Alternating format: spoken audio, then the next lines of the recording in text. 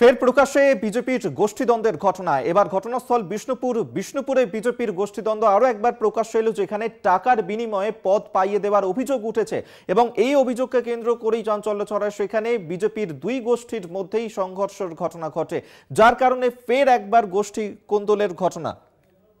স্বরূপ গঙ্গোপাধ্যায় আমাদের সঙ্গে এই মুহূর্তে টেলিফোনে রয়েছেন, প্রতিনিধি বিস্তারিত জানবো। স্বরূপ, ঠিক কি কারণে বিজেপির এই গোষ্ঠীদ্বন্দ্ব, কি জানা যাচ্ছে?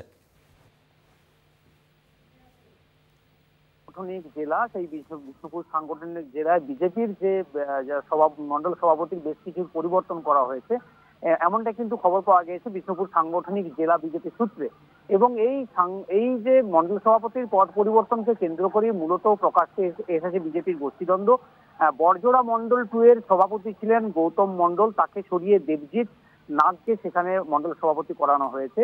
এবং এই মন্ডল সভাপতির পরিবর্তনকে ঘিরেই মূলত বড়জোড়া মন্ডল 2 এ বিক্ষোভের আঁচ আছড়ে পড়েছে। এবং যেটা অভিযোগ, যে প্রাক্তন মন্ডল সভাপতি যিনি ছিলেন গৌতম মন্ডল, তার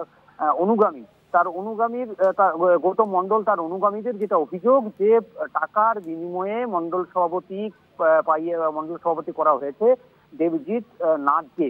এবং শুধু তাই নয়, বিজেপি জেলা সভাপতি অর্থাৎ বিষ্ণুপুর সাংগঠনিক জেলার সভাপতি ওনা বিধানসভার বিধায়ক অমরনাথ শাখার বিরুদ্ধে মূলত অভিযোগ, তিনি স্বেচ্ছাচারিতা করছেন।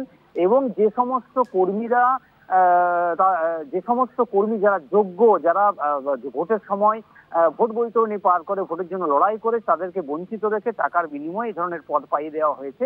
যদিও এই বিনিময়ে পদটাকে অস্বীকার করেছে বর্তমান যিনি ওখানে মন্ডল সভাপতি রয়েছেন দেবজিৎ নাগ।